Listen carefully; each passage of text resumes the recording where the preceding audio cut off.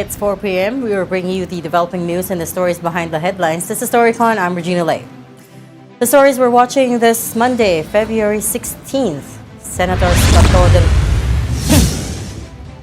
Bato de la Rosa and Bongo and several other former officials of the Duterte administration are being tagged as co-perpetrators in the former president's ICC case.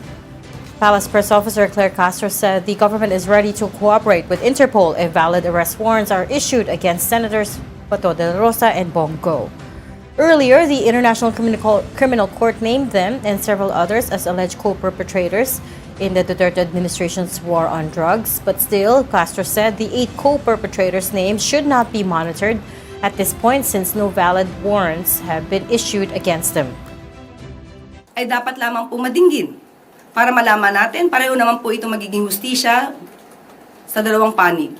Hustisya sa mga di umanong naging biktima ng EJK, ng extrajudicial killings, at ito ay magsisilbing hustisya para doon sa naaakusahan kung mapapakita niyang wala naman siyang kinalaman at wala siyang kasalanan, maaaring magkaroon ng acquittal. So, hindi po kinakailangan magtago kung alam po nila na sila'y walang kasalanan, humarap sila at maging matapang sa mga maaaring proseso. We can say that the cases can be held and can be heard before the courts here in the Philippines, but we also have a rule, we also have a law that allows the government to surrender the alleged defendants to the International Criminal Court.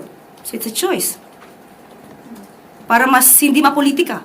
Hindi ba mas maganda kung korte na hindi naiimpluwensyahan at hindi masasabing namumulitika ang siyang didinig?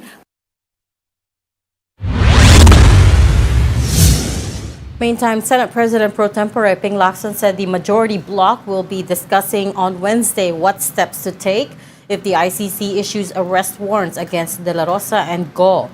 Lacson said they're concerned about the situation of their 2 colleagues and will provide help only within legal means. He also warned that the arrest of 1 or 2 senators would be a big loss, depriving the public of the representation at the upper chamber. On the other side, the Senate minority bloc is also deeply concerned about the ICC case involving Senators Go and De La Rosa. Senator Robin Padilla stressed that any case should go through local courts and should not lead to what he calls hasty arrests, as what happened in March of last year to former President Rodrigo Duterte. Padilla is also confident that Senate President Tito Soto's leadership will help protect Go and De La Rosa the same way former Senator Sonny Trillanes was protected when he himself faced legal challenges. Still in that case, the defense team of former President Duterte said the allegations against De La Rosa, Go, and other co-perpetrators are quote-unquote completely lacking in truth. Completely lacking in truth, that is. Attorney Nicholas Kaufman said, or rather insisted that none of them are currently subject to any arrest warrants. He also disclosed that Duterte has long known the identities of the 8 alleged co-perpetrators that the ICC named.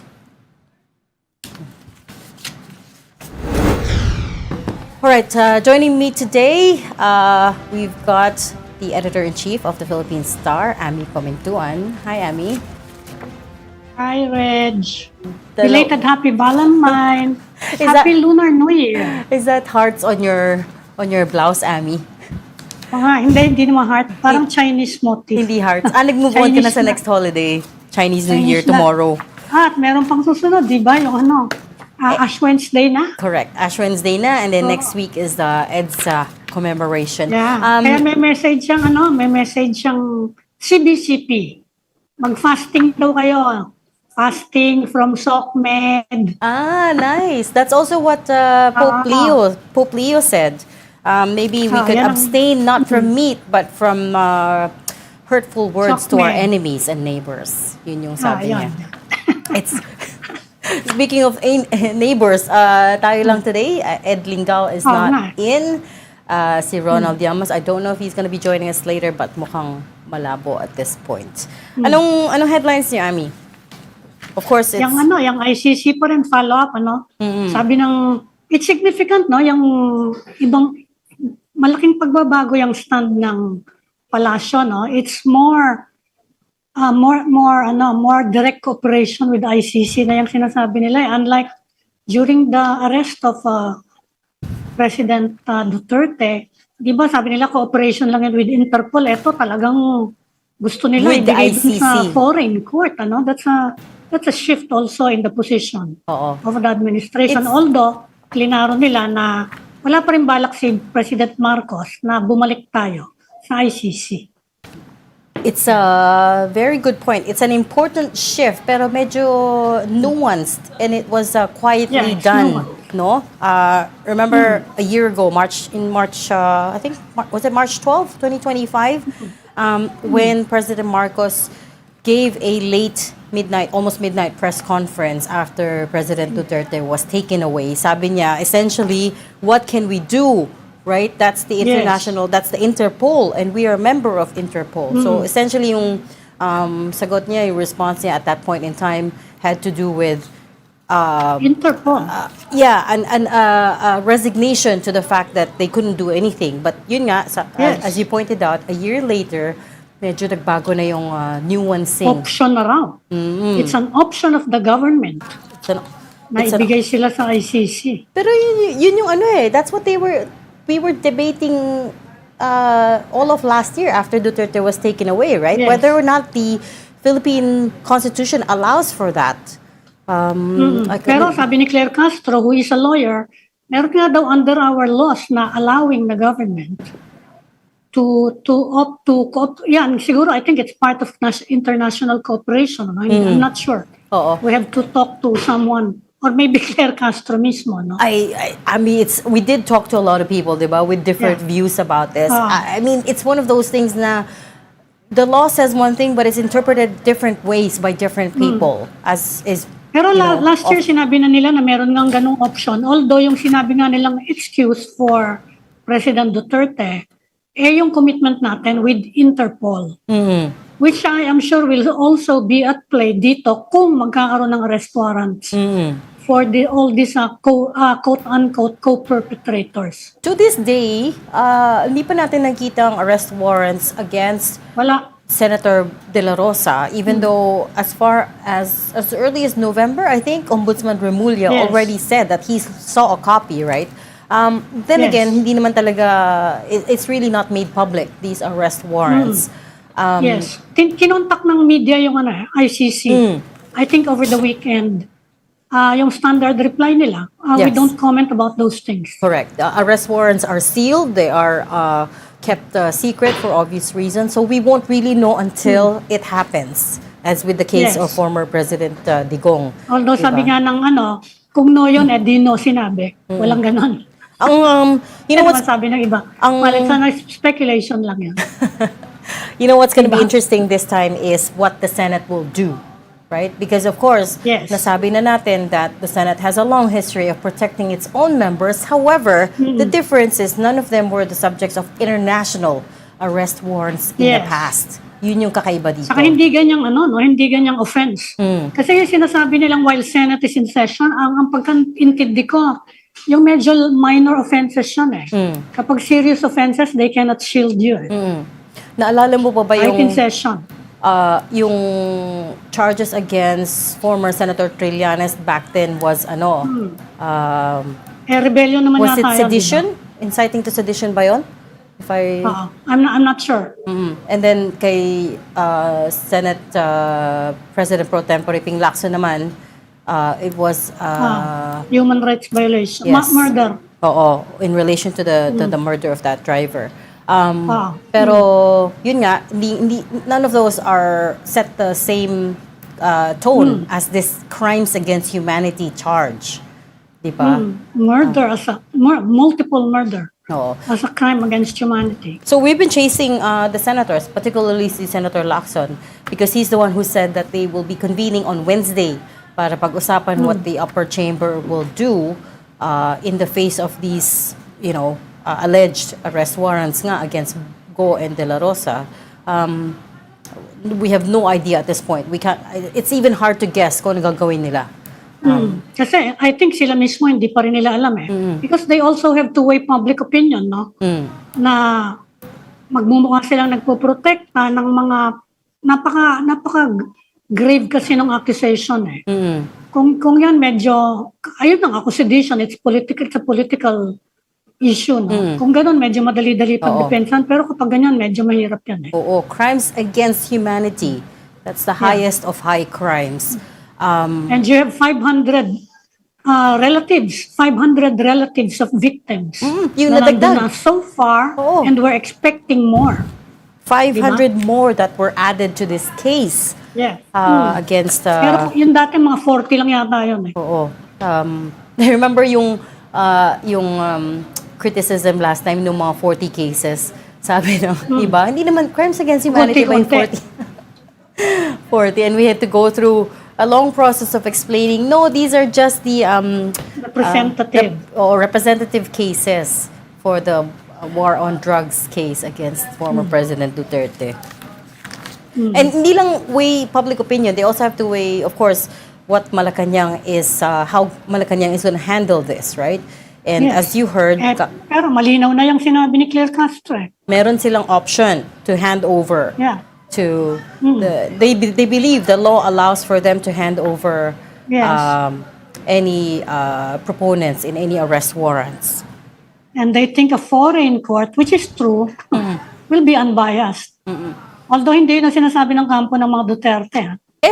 Whichever way you go with this, it will be politicized. I know what Yusek Castro is trying to say na tanggalin na natin yung politika from this, but whichever way they go, mapupolitika talaga ito. Of course, it's a highly politically charged case. Diba? Pero at least yung mga judge doon, hindi naman involved sa politics natin. Yan ang sinasabi nila na at least hindi pwedeng impluwensyahan ng mga tao rito. It's also not clear what will happen after. Let's say it comes to pass na naglabas na nga ng arrest warrant against these two incumbent senators and they have to either give up their position or resign. What happens then? They don't have quorum then, no? And who takes over? Oo, dalawa eh. So, hindi rin... Siguro pag-uusapan din nila yun, paano? Kasi I think it's too late na to hold new elections, ano? They're just two years, little over 2 years away from the next presidential election, diba? Okay, although, go ahead, Ami. Hindi ba tayo nawalan ng two senators in the past, mga na-recruit sa cabinet? I can't remember.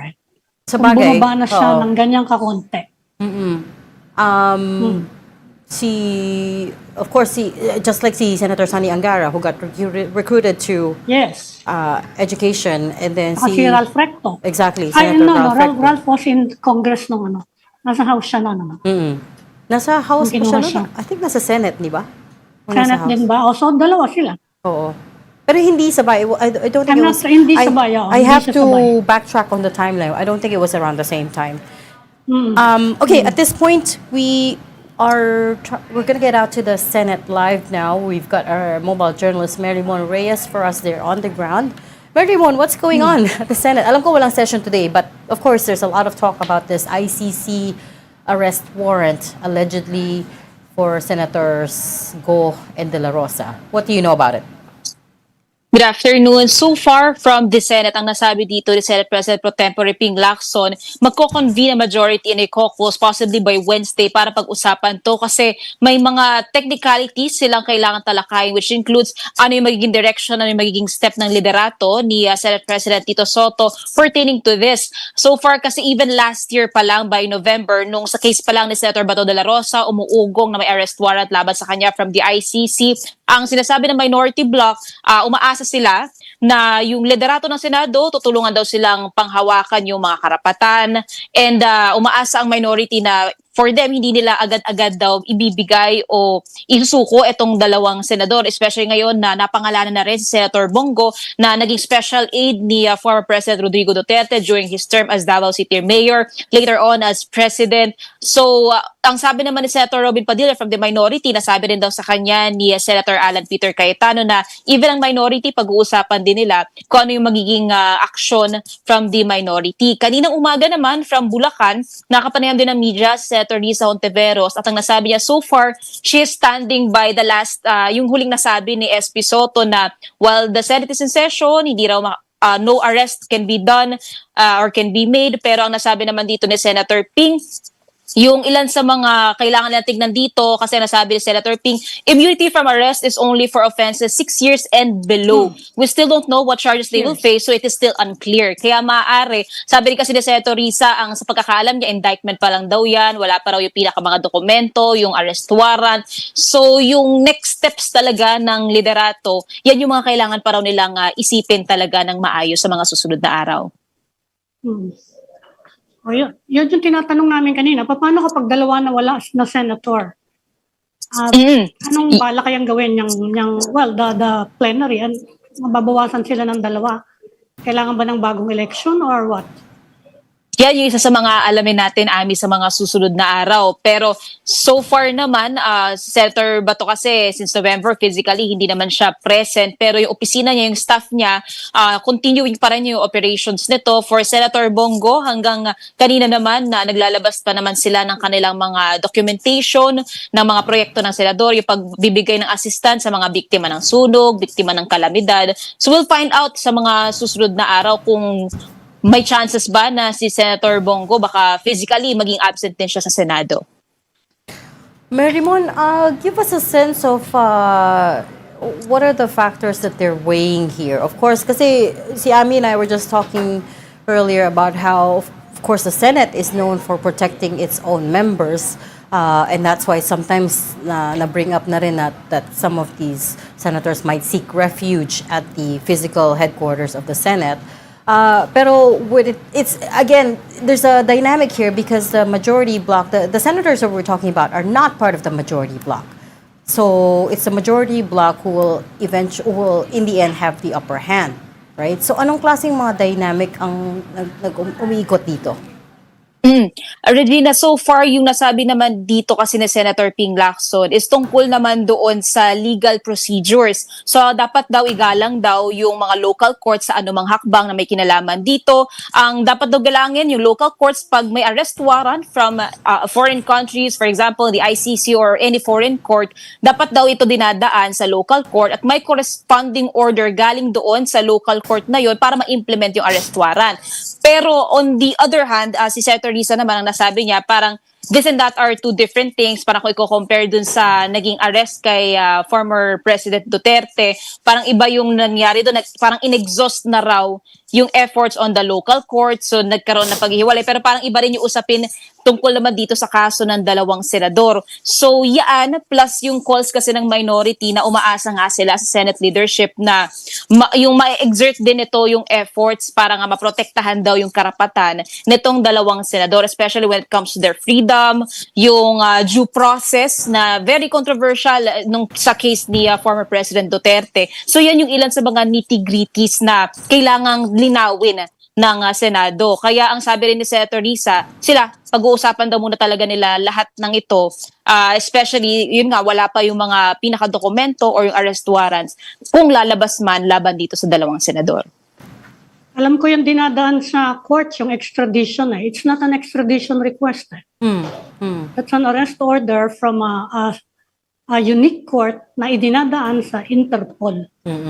And kung nagbibigay tayo sa Interpol without passing through courts, alam ko yun mga wanted through Interpol. And actually, si Senator Risa Hontiveros is in fact in our offices right now. She's doing a separate interview. We're trying to get her to come on the show kahit sandali just to shed light on these issues. But Marimon, do you get the sense that because, kaya nga, so you, as you said, the minority now has to rely on the majority to decide on the course forward. Do you get the sense that magkakaroon na naman ng negotiation on this? I mean, remember, not so long ago, there was a near coup that happened, meant to oust Senate President Tito Soto, diba? And now they are asking for protection for their minority bloc members. Well, that would depend kasi sa magiging dynamics na sa loob na Senado sa mga susunod na araw. For example, kasi on other controversial matters, for example, yung impeachment laban kay Pangulong Bongbong Marcos, laban kay VP Sara Duterte, ang sinasabi naman dito ng majority, though nakakalungkot itong mangyari kung sakali man, they will proceed forthwith, they will perform yung constitutional duties nila bilang impeachment court, bilang senator judges, pero on another take naman ng issue na to tungkol naman dito sa involvement ng mga senador sa war on drugs na implicated sila. Yan yung makikita natin siguro na magmamanifest sa mga susunod na araw. Ang sinasabi naman ni SP Soto sa change of leadership, kung merong discontent from the minority or even from other senators kahit from the majority, basta gustong palitan daw yung liderato niya, wala naman daw sa kanyang problema. He will proceed na lang din sa opisina niya bilang minority leader, majority leader, Senate President or ordinary senator, tuloy-tuloy naman daw yung kanyang trabaho. So, it's only a matter of ano yung mapag-uusapan ng majority sa caucus nila and ano yung magiging take naman ng minority kung sakaling maglabas naman ng statement ang mayorya sa magiging direksyon nila tungkol dito. Marymon, cambio akong konti. Kumusta naman yung world war ng mga senador with the Chinese embassy? Kasi nagsalita yung si Claire Castro din, sabi niya, the Malacanang is calling for a healthy dialogue between the senators and the Chinese diplomats. Open kaya yung mga senador naman sa ganyan? May I point out as well, there are some senators who've gone a little bit quiet on the issue, to be fair. Yes. Kasi, Actually, yan yung mga nagpa-propose din na magme-mediate between the senators and the embassy. Merong ganyan Correct. mga ngayon. Correct. kasama pa dyan yung inaasahan nga, yung calls na merong daw debate or discussions from luminaries, from senators tungkol doon sa talks naman on the West Philippine Sea. Pero tungkol kasi doon sa dialogue, yan talaga inaasahan ng mga senador. Especially sila Senator Risa, sila Senator Kiko, sila Senator J.B. Helso na nakapanayam natin. Yan yung pinaka-inaasahan nila, yung opportunity rin na magkaroon daw na hindi lang harmonious na relationship, kundi yung maayos na talks with the Chinese embassy, with the officials. On SP Soto kasi, nung naglabas ulit ng statement or ng remarks itong Chinese embassy, ang naging parang word niya was he'd rather not talk about it na too much kasi parang magkakaroon lang na magagatungan lang daw ng paulit-ulit, whereas yung stand naman nila is just the same. Gusto lang daw nila ipaglaban yung karapatan sa pandagat, yung kaligtasan daw ng mga mangingisda, and even sovereignty and maritime rights na meron ang Pilipinas. So, ang sabi rin dito ni Senator Erwin Tulfo, Senate Committee on Foreign Relations Chair, gusto mo na din nilang bigyan ng shot yung Code of Conduct na mabubuo na amenable daw ang bansang China according to Secretary Lazaro. And for Senator Risa naman, di naman daw sila hihinto, hindi na daw sila matatahimik ng Chinese Embassy kung sakaling magkakaroon pa ulit ng world war na tuloy-tuloy tungkol sa usapin na to. Okay, we'll leave that there. Thank you so much for your updates. That was mobile journalist Marymon Reyes. And talking about Senator Ontiveros, as I said, she was in our studio earlier doing a separate interview, and here she is now on the flesh. We were able to grab her very quickly. Thank you so much for your time. I know your time is limited, but thanks for popping in. Yeah, just to say hello. Just to say hello. And to talk about some of the urgent pressing issues. So first question to you is, we were just talking about it with Ami. Yes. Over the weekend, two of your colleagues at the Senate were named as co-perpetrators in the war on drugs case at the ICC. And Senator Ping already told us that the majority will convene on Wednesday to talk about how to address this, how to, tackle this issue. Where are you sitting on this issue? Well, I stand with what Senate President Tito Soto said before, that by tradition, while the Senate is in session, no members are arrested. And in any case, it's getting ahead of the story already, because what was mentioned, I believe, was in the form or the nature of an indictment. Correct. Oo, walang Wala pa namang warrants arrest na warrant. pinag-uusapan. So it's good that Sen Ping mentioned that we'll be meeting to talk this week about how to handle the situation as it evolves. Regular mechanism naman yun sa Senate. So your stance is, for as long as Senate is in session, your members should be protected. The Senate President mentioned that before, kaya dun din ako bumabalik. And in the context of the whole issue and advocacy for accountability and for our participation in the international community, yun yung mga konteksto na malamang kasama sa pag-uusapan sa caucus. Senator Pero G. klaro din ni Senator Lacson na yung immunity during the Senate session covers only offenses na ang sentensya only up to 6 years. So yung multiple crimes against humanity mukhang hindi pumapasok dyan even under our law on crimes against humanity. Medyo matindi yung parusa doon eh.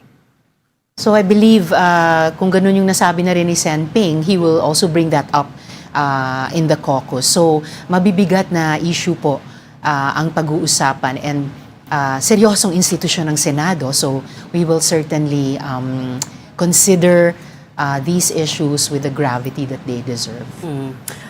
Well, as Amy was pointing out, the difference, Senator, is that these are charges of crimes against humanity, which the International Court has said are so heinous that they transcend national borders, which is why they're getting involved. So I guess what I'm trying to figure out is whether, in your mind, there's room for the Senate to act differently than it has in the past. For sure. Each situation may be different. Kaya nga importante na, as I mentioned, regular kaming nagko-caucus, nag-uusap, so that we can take the most proper position possible, no? As one half of a branch of government. Okay, fair enough. I know your time is limited, so let me move on to the next topic.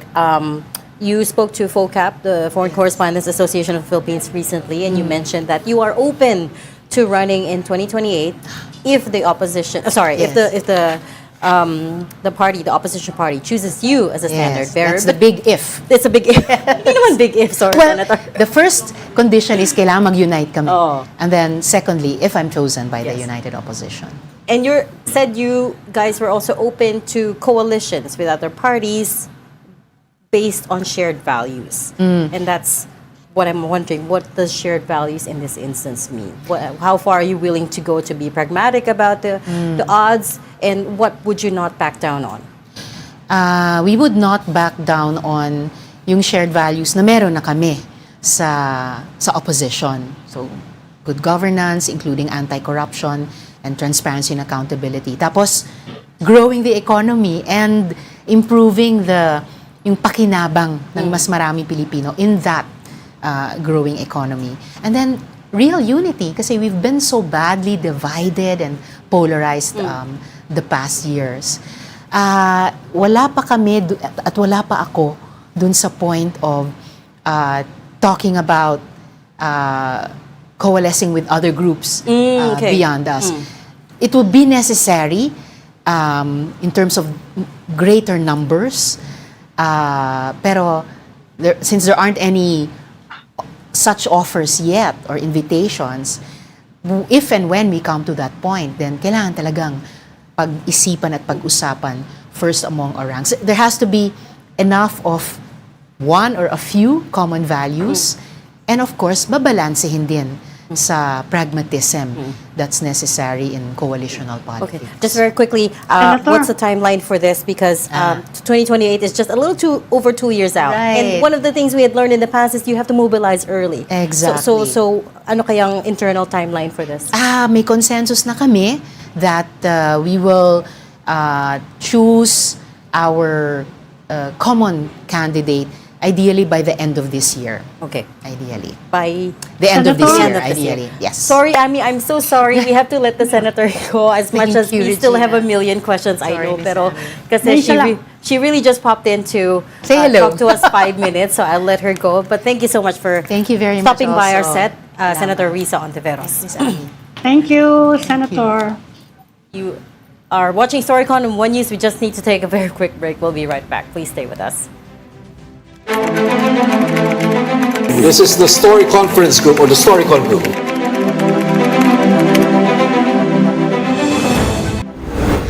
Welcome back. We've got the developing news and the stories behind the headlines. Welcome back to Storycon. I'm Regina Lay, and still with me, Amy Pamintuan. editor-in-chief of the Philippine Star. And I just want to say apologies again, Ami, but yung staff niya kasi was really cutting us off, so I couldn't give way to another. I'll talk to her bukas. Oo.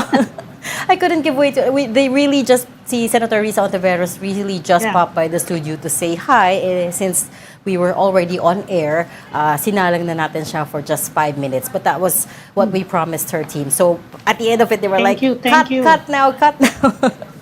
So I apologize for cutting you off. Okay, let's pivot now and bring in our next guest this afternoon. We're talking to former Justice Secretary Vitaliano Aguirre II. Good afternoon, Secretary. Can you hear me okay? Hi, Attorney. Nakamute po kayo. Yeah.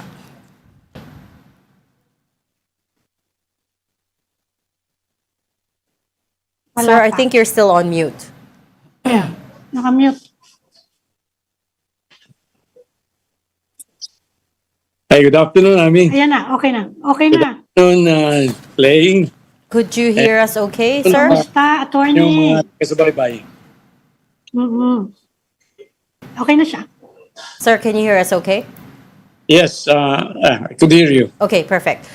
So we brought you on today so you could react to the latest development on the war on drugs case at the ICC. Of course, by now you know that you were named as a co-perpetrator in that war on drugs. This is based on two of your roles. First, as former President Duterte's lawyer, and next as Justice Secretary from 2016 to 2018. The ICC alleged that you were a part of a criminal structure and shared a common plan to neutralize alleged criminals back then. Can I have your reaction, please? This is a completely false accusation.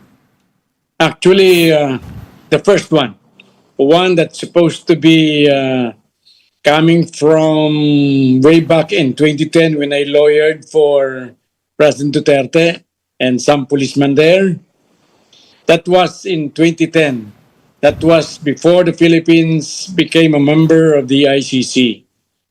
I didn't know that lawyering or practicing my profession as a lawyer in the Philippines would be a crime in The Hague. So actually, and in the Philippines, it is an absolutely privileged communication, anything between a client and a lawyer. So why is it that I am, or that instance of lawyering or being a lawyer for the 30 be cited as one of my violations? Is it a crime in The Hague, but not in the Philippines? There's nothing in particular or in that incident which said what happened or what did I did wrong.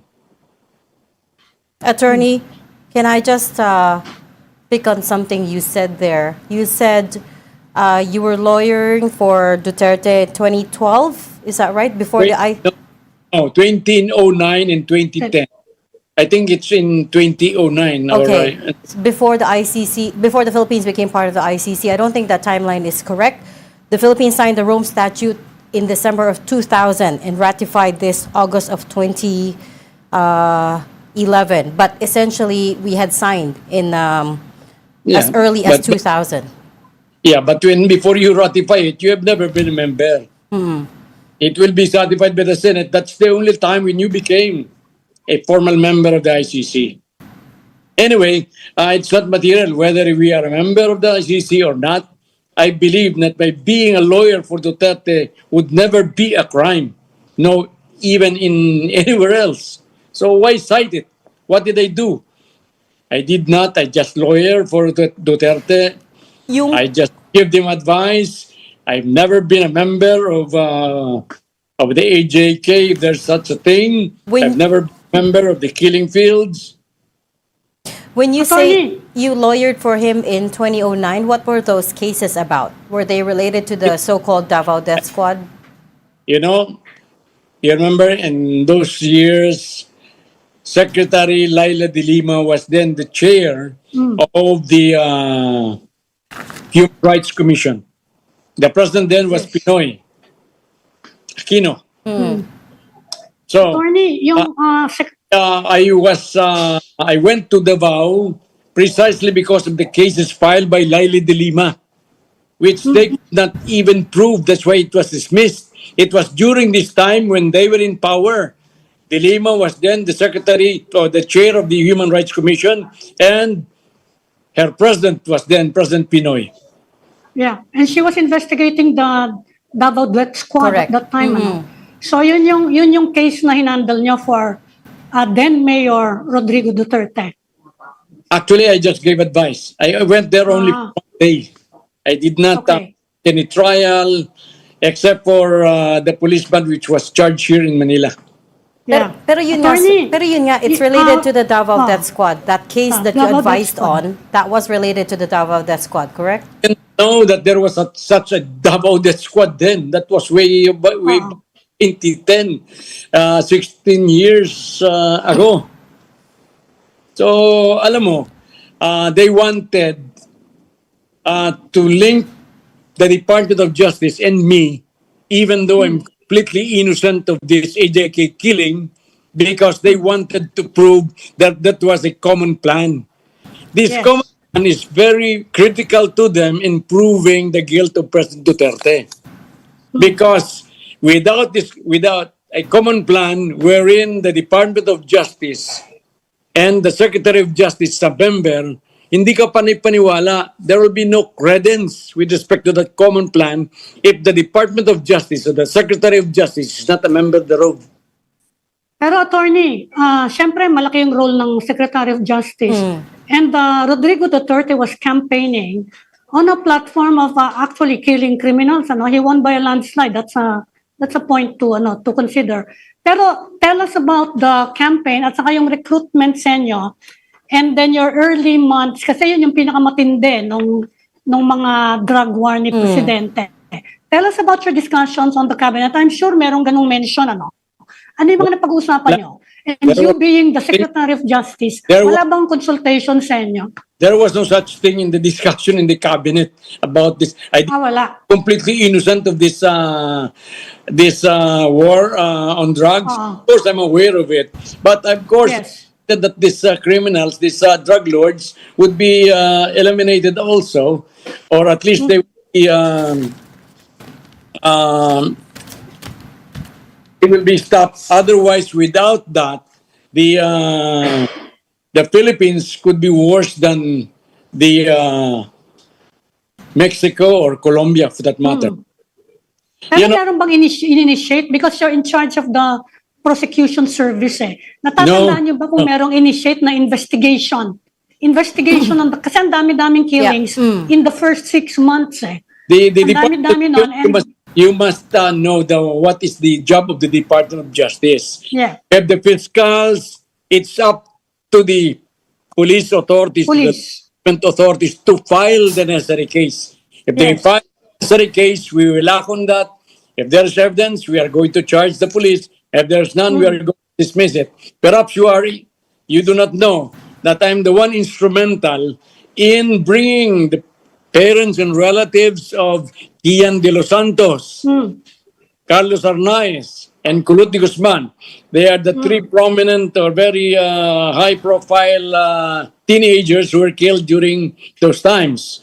So, when they were complaining, I gathered the parents, the relatives of these three, Kian de los Santos, Arnaiz, and de Guzman, to be brought to Malacanang, where I caused that they met and the president met them.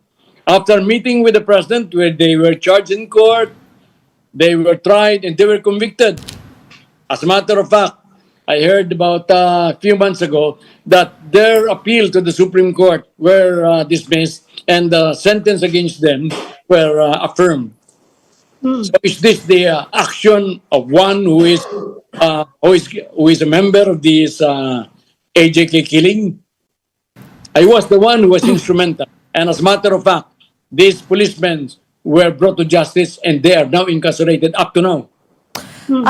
Attorney, I'm not sure I heard you correctly. Did you say that, of course, you were aware of the alleged extrajudicial killings back then?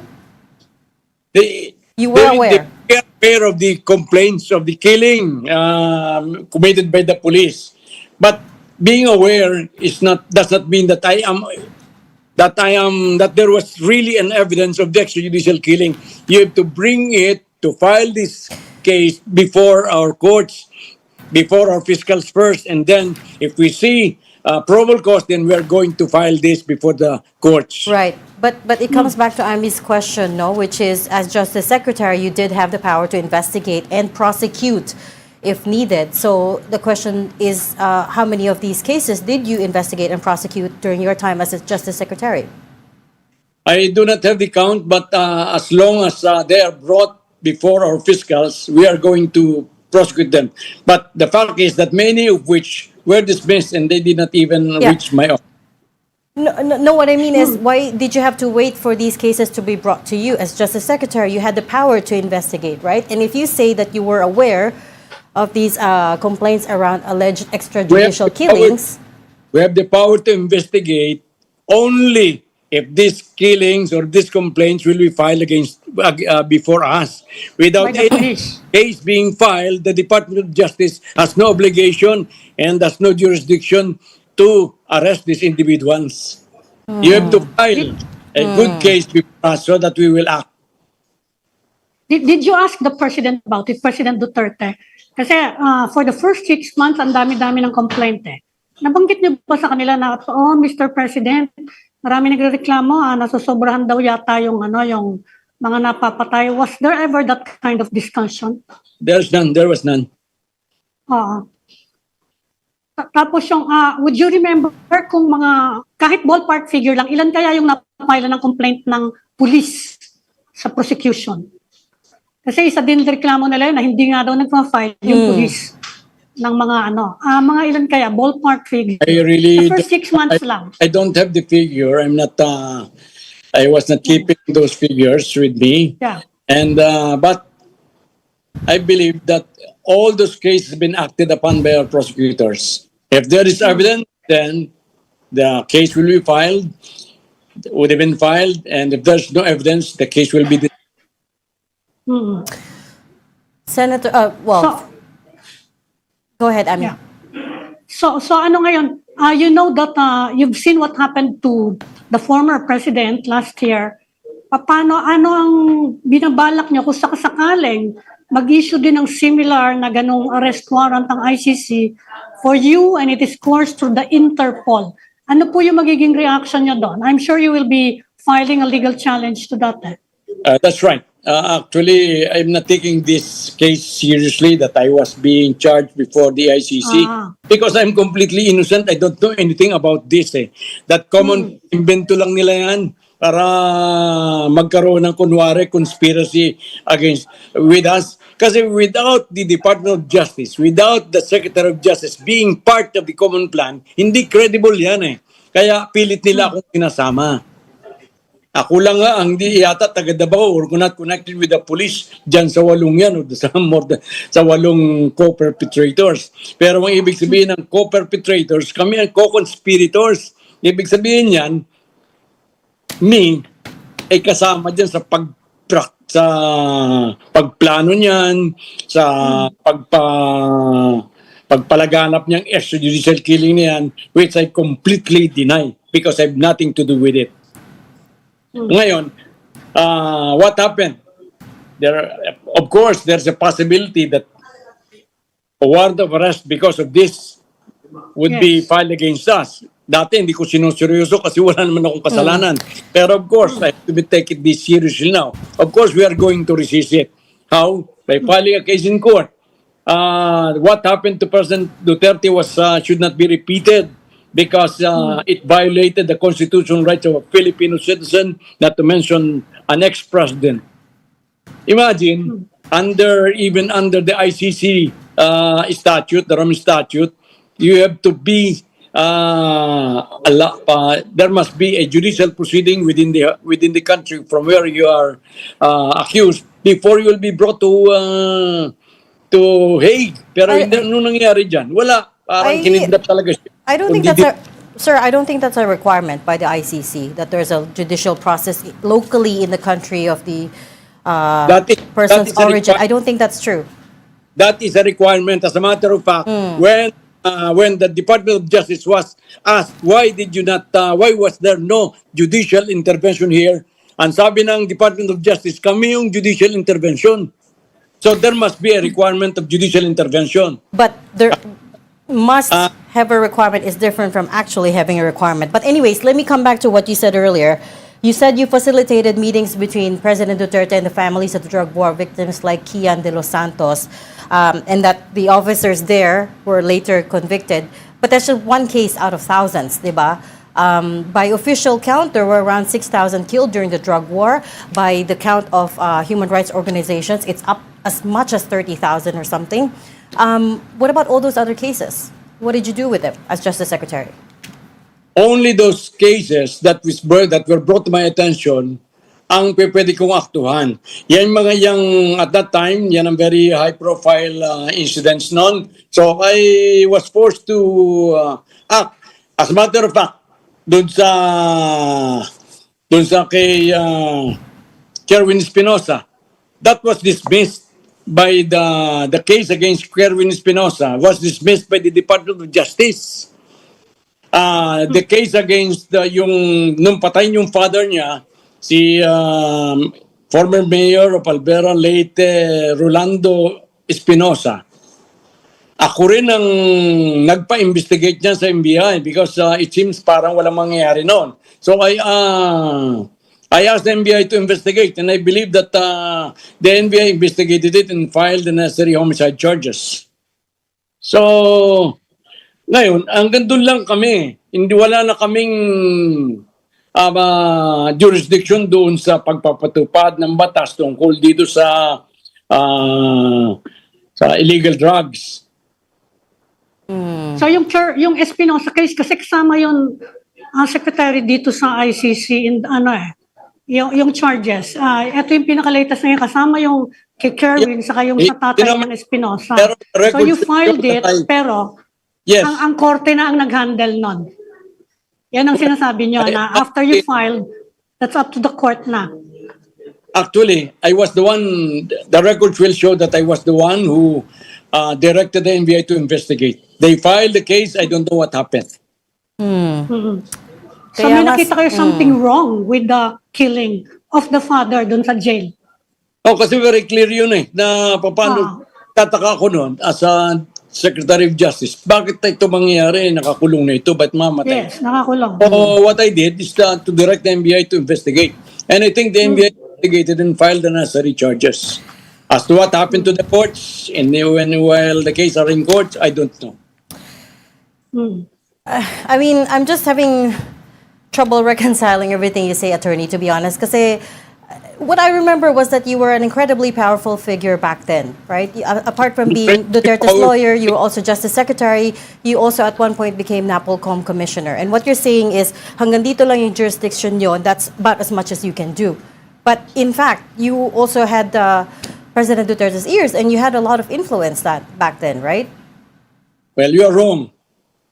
I am not a very powerful secretary. As a matter of fact, tahimik lang ako doon. Hindi ako sumasama sa mga foreign travels kay President Duterte para lang mapalapit sa kanya. Pero mali ka. Kasi ako, isa lamang sa humble cabinet niya na hindi nagyayabang, na hindi nagpapalkas, hindi nagsisipsip. Kaya hindi mali ka doon sa na isa ako sa pinaka-powerful figure. Mali ka. Pero in hindsight, Secretary, anong tingin nyo dun sa campaign ni President Duterte against the drug scourge? Ano yung assessment ninyo? Sabi ko ganyan, kung ang totoo ay pinabayaan yung itong drugs natin, yung mga Sinaloa cartel nandiyan na sa Pilipinas noon Kung hindi kay President Duterte, napigilan yan. So, kung hindi yung kaigpitan ni President Duterte, I think we will become a drug country already, just like Mexico, Colombia. So you But do agree think with it his could have been methods? done, You agree with his in methods? a better way, sa tingin nyo? I beg your pardon? Sa tingin niyo, if you could do it over again, ano kaya ang pwedeng baguhin kung sakasakali lang? Well, siguro yung procedure, yung extrajudicial killing, I never subscribed to any extrajudicial killing. Ako, high school pa lang, diyan ako pumasok sa Catholic school, kaya I could never agree to any extrajudicial killing, much more support it. Kasi kahit si Bato de la Rosa, he was admitting to us openly sa mga interview, na he admitted that there were abuses and ang pagkakamali daw niya, nag-implement sila ng Oplantokhang without cleaning up the police first para nga daw maiwasan yung abuso. Kayo, for your part, ano kaya sa tingin nyo ang pwede sanang ginawa? Well, yun nga, hindi dapat yung, if ever extrajudicial killing was used, hindi dapat ganun. Dapat doon talagang good law enforcement ang ginawa para matigil yung mga drug activities na illegal drug activities na yan. Okay. Secretary, you were also instrumental in the arrest and prosecution of then Senator Laila De Lima, allegedly on her coddling drug traffickers. But later on, si Rafael Ragos, a key witness, recanted his testimony and alleged that you coerced him to lie back then. Could I have your response to that, please? That's a complete lie. As a matter of fact, De Lima has been threatening me to charge me, but up to now, hindi naman ako ma-charge. Actually, swerte lang yang si Secretary De Lima at na-acquit yan. First, yung kanyang acquittal, yung first case na ma-acquit siya, nangyari yan panahon ni Duterte. Ibig sabihin yan, hindi pinapakialman ni President Duterte yung dismissal ng case niya. Yung ikalawa yan, yung kay Ragos na yan, Ragos after swearing to God, taking an oath no less than 10 times that he brought 10 million pesos to Secretary De Lima. Then all of a sudden, after taking the oath that he brought this, all of a sudden he made an about face and said, and that it's the truth. That was, I only stayed at the Department of Justice from June 30, 2016, up to April 5, 2018. Up to April 5, 2018.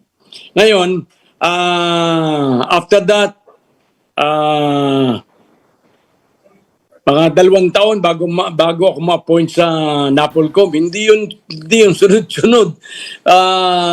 That's Are you saying, sir, that President Duterte had nothing to do with De Lima's case? Hindi niya pinapakailaman, you said? No. Ganito yan eh. Tapos si Ragos Ragos, ako nagpresenta dyan, mga 20 drug lords siyang mga dyan together with his NBI, kasama ni si Ragos.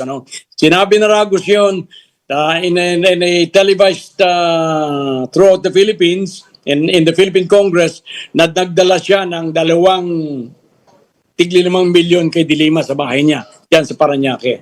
And then, those cases were filed. So, bago ma-file yung cases na yan, dapat manumpa ka doon sa affidavit mo. Sumumpa siya ng no less than 4 times sa Muntinlupa Prosecutor's Office na nagdala siya ng 10 milyon kay De Lima. Wala na ako sa DOJ noong panahon yun. I resigned already in 2018. But nag-testify pa siya, itong si Ragos, sa Senate 2 beses. Doon sa Senate, niwala na ako sa posisyon sa gobyerno. Hindi ako DOJ Secretary, hindi pa rin ako NAPOLCOM. Nagsabi siya sa Senate na nagdala siya, inulit niya, nagdala siya ng 2 beses ng tigli 5 milyon kay De Lima. So, pagkatapos ng 10 panunumpang yan, tapos bigla siya magre-recant, paniniwalaan mo pa ba yan? Alam mo. Well, it depends. Kaya nga sir, sabi ko, he recanted his testimony 3 times on 3 occasions. And he said they were all coerced upon the instructions of Secretary Aguirre. Hindi nga totoo yun eh. Kasi 10 beses nga siyang he called on the court, on God to be a witness to what he says. Tapos, nitong bandang huli, panahon ni BBM, nag-recant siya. Bakit siya nag-recant? Sa aking pananaw bilang abogado, dalawang lamang yung nagre-recant. Either nagboluntaryong talagang magpatawad na yan o kaya nabigyan ng pera. Alin ang paniniwalaan mo?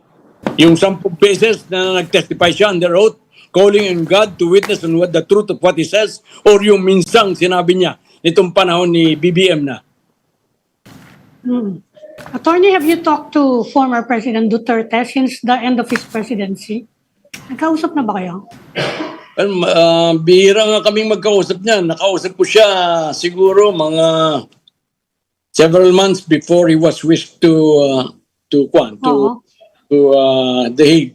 But after that, kung mag-usap naman kami niyan, one sentence, 2 sentences, ganun lang. Hindi naman ako malakas dyan. Hindi na pag-usapan nyo kasi kahit noon pinag-uusapan na yung problemang yan. People were speculating na baka nga pumunta sa ICC. Di ba niya nabanggit yun? You being a former lawyer for him or counsel for him. Well, lawyer din naman si President Duterte, alam niya man yan. So, I did not have the opportunity to advise him on that. Marami na siyang mga lawyers doon, nandiyan sina Secretary Panelo, and so many good. So, I believe na hindi na niya kailangan yung aking advice. So, kumusta na kayo ngayon, attorney? Kasi si Senator Bato, hindi namin makita. I'm still practicing my law. I'm attending the trial of my cases. So I have to work because I'm still supporting my family. I'm supporting some of my grandchildren's education. Kaya para lang and preparing for, I'm already nearing 80 and I'm still have to work kasi kailangan mag-ipon kasi paghandaan mo yung baka magkasakit ka later together with my wife. Kaya I have to work. Kaya sabi kong ganyan, because my work, I'm going to face kung ano man yung didemanda sa akin. I will never hide. Nandito lang ako sa Metro Manila.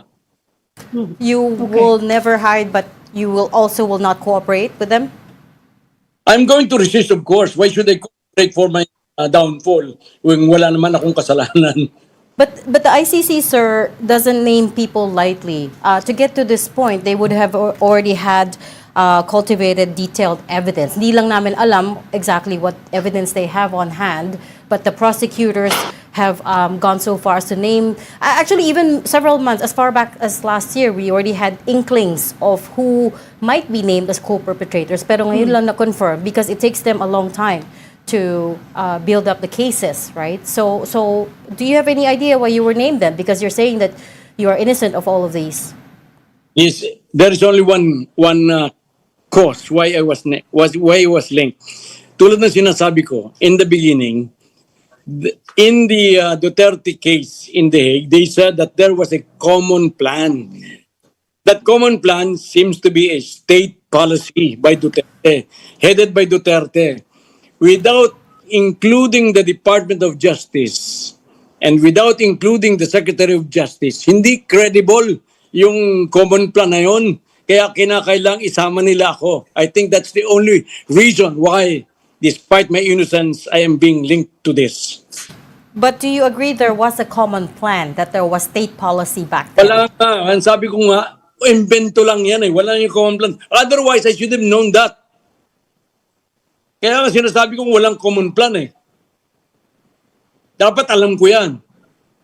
Puro invento lang yan.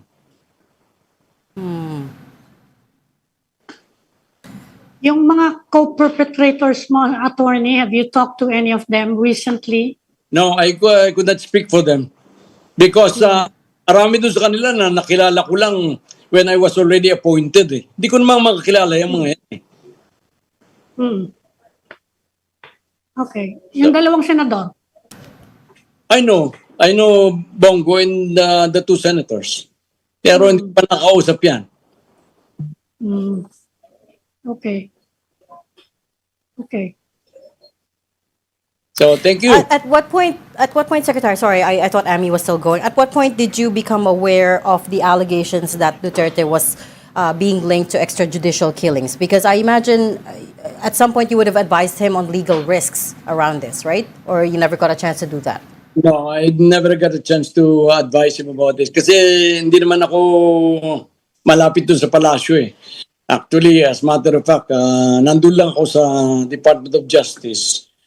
Kaya yung parang assessment mo na malapit na ako, sobrang lakas ko, hindi totoo yun. Hindi ako malakas. Hindi ka, Secretary, you were not an insider? No, I wouldn't say that. I could not even talk to the president eh. Pero nung initiate ng ICC yung preliminary examination during the presidency pa ni Duterte. Did you talk about it at all, yung ICC case? No, I did not talk to him this.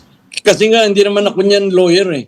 After my lawyering for him in 2010, hindi na, minsan lang, isang araw lang pupunta sa Davao, hindi na naulit yun. Yung sa withdrawal natin from the ICC, were you consulted? No, never consulted about it. But you resigned shortly after, so did you disagree with it? Disagree with what? With the withdrawal from the Rome Statute from the ICC? Well, sila nakakalam niyan. That's why hindi na ako makikialam. They know more about this. So when they withdraw, they would not withdraw. Wala akong pakialam dyan.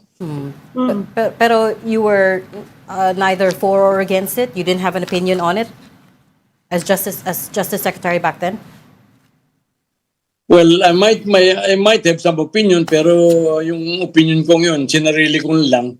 So I have never, hindi ko na pinakailaman yan. But tell us what you think now, with the benefit of hindsight. What would you have done? What would you have advised President Duterte to do?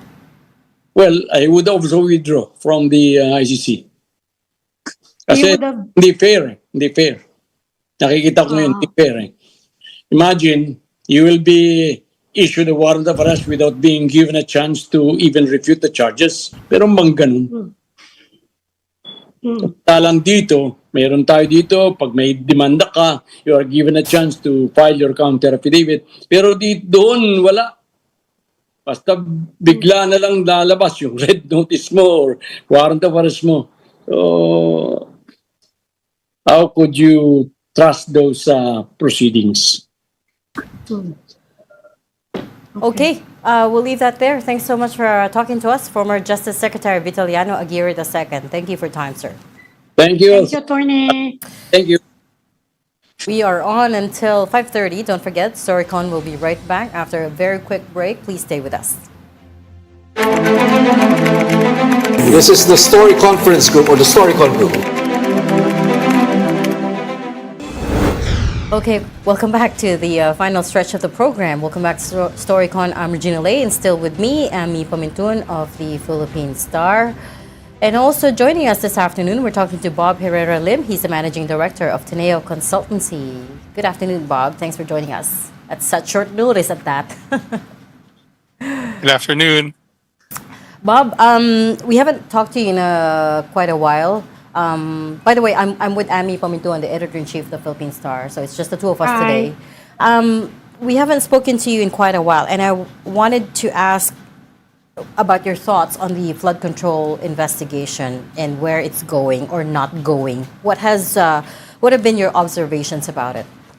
Okay, I think it's proceeding far slower or less meaningfully than many people want, especially those who would like to still support the president or who would like to think that the administration is doing something about it. Okay. We had that spurt of, shall we say, big news during the last quarter of last year. And one is some names pop up. The second is people have a general sense that this is not something that's confined, right? Corruption does not occur in only one part of the government, in one specific aspect. So people were appalled by the scope of the corruption, and therefore they expected a similarly large-scale investigation. Maybe not just in the flood control, but in the people involved or the bureaucrats involved, but higher up, and also in a broader anti-corruption scheme that sort of convinces people that this is a break from the past. I don't think we're getting that sense. It almost feels like the noise is dropping down. People are not sure where it is going. So maybe the Marcos administration has a few more months, couple more months to convince people that it is serious. But right now, the sense is it's definitely dropped off. Oh, why? I mean, for you, at the very least, what were you expecting? Yeah, I think the expectation was, first of all, that in the congressional process, there would be a lot more scrutiny, right? The corruption that happened down the road with the bureaucratic infrastructure of DPWH would not have happened without upstream connivance, right? Or participation. By the legislators. And right now, yeah, and right now the sense is, okay, we're getting a few people, but how was the budget process mangled? Okay, did it happen in the past? Does it happen in other agencies? In other words, if you have a big corruption issue, again, it's not isolated, right? If it happens in DPWH with flood control, does it happen elsewhere? And we haven't even come close to that. It's almost like, it's just confined to this, and just like any disease, right? If it's systemic and you start thinking only of, I'll just look at one part of the body, you might miss other things. And people say, are you really doing something? So I think the biggest disappointment is the sense of a systemic reform, not just prosecution of those involved, but also scrutinizing what happened at the budget process, who allowed it to happen, who participated, who knew what. Almost like, in the US Watergate, right? Who knew, what did the president know and when did he know it? What did other congressional leaders and participants know and when did they know these things? So it's that sense, the sense of systemic reform, I think, is more at the front end of things. Because without the corruption to the budget process, the corruption down the road maybe would still be possible, but not at this scale. So it's both sides. So actually, Bob, ang nakukulangan ng mga tao is in the accountability in the budget process. Kasi actually, ang mga final ng kaso are the engineers, the contractors, yung mga directly involved in the implementation. But in the budgeting, na ang involved are the politicians, yun ang kulang. Is that what you're saying? Oo. Magtatagalog na ako kung okay lang. Sige. Okay. Yun talaga kasi 'di ba, ang corruption sa Pilipinas napakalawak, napakalaki, napakatagal na, right? So kung sasabihin natin parang sakit nga yan na ang sakit mo lang inandi dito sa daliri mo, pero alam ng tao, arthritic ka na, marami ka ng sakit sa katawan at hindi tiningnan yung ibang yun, magkaalangan ka na tama ba yung ginagawa, kompleto ba? At ayun sa tingin ko ang nagkukulang ngayon, na hindi hinuhukay. Sino ba yung nung niluto tong budget process, right? Whether gawin na natin flood control. Nung ginagawa tong budget, sino ba nakakaalam ng proseso? Ano ba nangyari dun sa mga committee hearings na tumawid mula sa ito yung budget, pumasok dun sa conference committee, ito lumabas. Right? Hindi tayo wala pang linawan. Sino ba nagpasok ng ano? Sabi lang nila transparency on the field, pero justice is accountability, malaman paano ba talaga niluluto yung proseso ng korupsyon sa loob ng Kongreso. Kasi kung hindi mangyari yun sa loob ng Kongreso, mas mahirap down the road, di ba? Kasi kung yung ikaw yung implementor, tas alam mo walang lutuan sa taas, wala kang lalapitan sa taas. So I think it is that at sa simula sa Kongreso, yung paano niluto na magkakaroon ng pera na pwedeng nakawin. Okay? Tapos pangalawang step, yung implementasyon. Bakit nakalusot itong mga implementor na hindi na monitor, walang sistema, pwede tayong, yan yung napakalaking question. Ang problema kasi ng sambayan ng Pilipino, dalawa. Unang-una, hindi nila alam kung ano nangyari.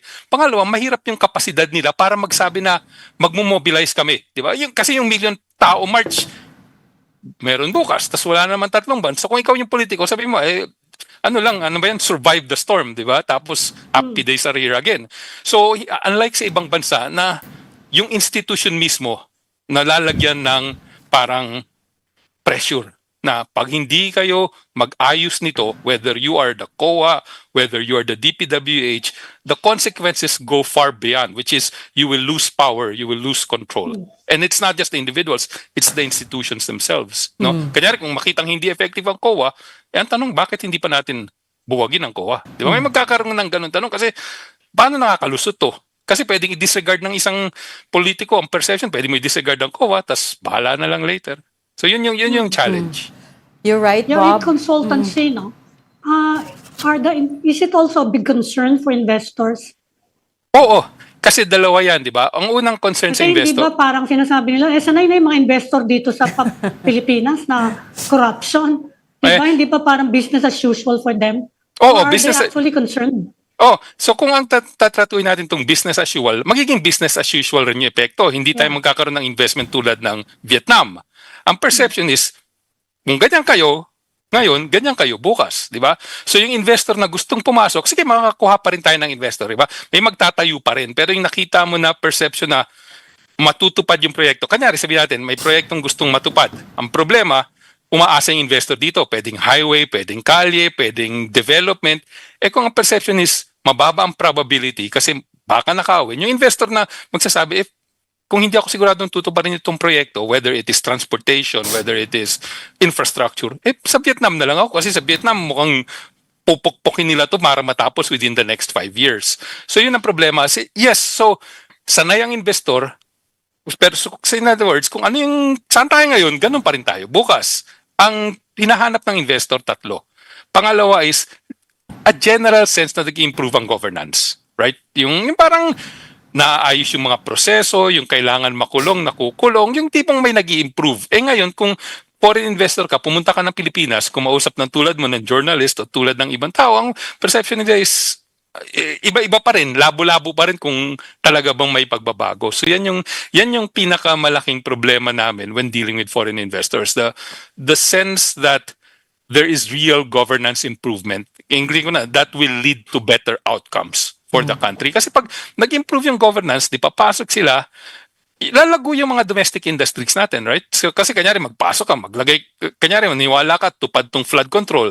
Therefore, let's just use Bulacan. So Bulacan is now a better place to do business.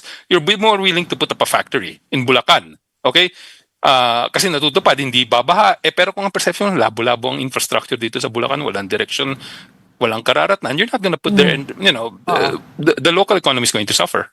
Bob, you're right. I think the general sense is parang this investigation has lost steam. There was a time not too long ago when we had such high hopes for the ICI. And now parang ngayon isang member na lang, and we don't even know if it's going to be around in the next several months to continue investigating this problem. But all of this, how has it affected the president's political capital, do you think? Especially leading up to 2028?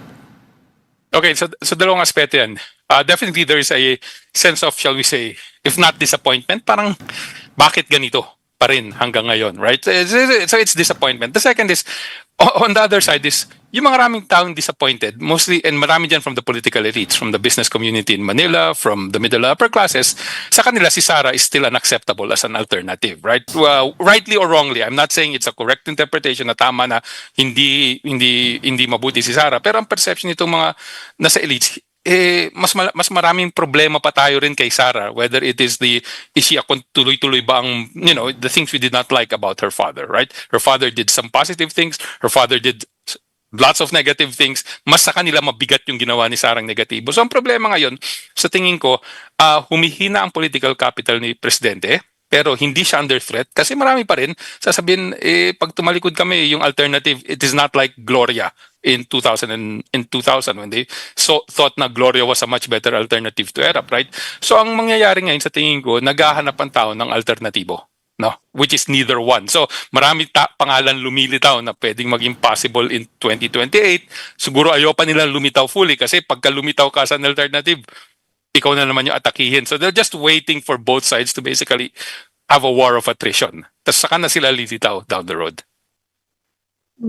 Is that a smart thing to do? I mean, we were just talking to Senator Risa Ontiveros here. She was here very briefly kanina, and she was talking about how they are talking within the party already about prospects for 2028, but at this point, they haven't reached out to the other parties to form coalitions. And she's open to running for president if the party decides to nominate her. And she says that's a big if at this point. But hindi ba one of the things we learned in previous elections is that they need to start early in order to even get a fighting chance? Kailangan mo mag-start early para makapagbuo ka ng network, makapaghanap siguro ng funding, right? Pero ang danger sa starting early, which, former Vice President Binay will tell you all about, which Mar Rojas will probably tell you all about, is umaangat ka, hindi ka magiging target, lilitaw lahat ng dumi mo at baho mo, whether totoo or manufactured, right? Lilitaw lahat ng yan, i-juxtapose ka. Kasi pag tingnan mo lahat ng social weather station surveys, lahat ng considered frontrunners 1 to 1.5 years before the elections, hindi sila nanalo. Okay? Siguro si ERAP yung exception, pero tingnan mo si, and then some of them are by accident, right? In 2010, baka si Villar sana or si ERAP, pero namatay si Cory and umangat si Pinoy. So parang ang election sa atin, parang parang surfing. Inaantay mo yung tamang wave, di ba? Tapos yun yung sasakyan mo. Si Duterte, nasakyan yung wave kasi matino yung economy after Pinoy or during the time of Pinoy, right? Pero ang sinakyan ni Duterte wave is the fear of criminality, and there is data that supports that fear was growing. Nasakyan ni Duterte very effectively the frustration at governance, okay? Pwedeng sakyan ni Sara yon, pwedeng iba sumakay. Nung panahon ni Pinoy, it was the sympathy for the mother. Nung panahon ni GMA, yung doubts about eligibility of FTJ. So parang waves ngayon, parang surfing yan. So it's you have to time it perfectly, basically. Yes. Bob, yung corruption scandal has pulled down our GDP, lahat-lahat na, no? Mukhang ang sama ng mga figures na lumabas for year-end. Anong inaasahan ng investors for the year para makabawi tayo?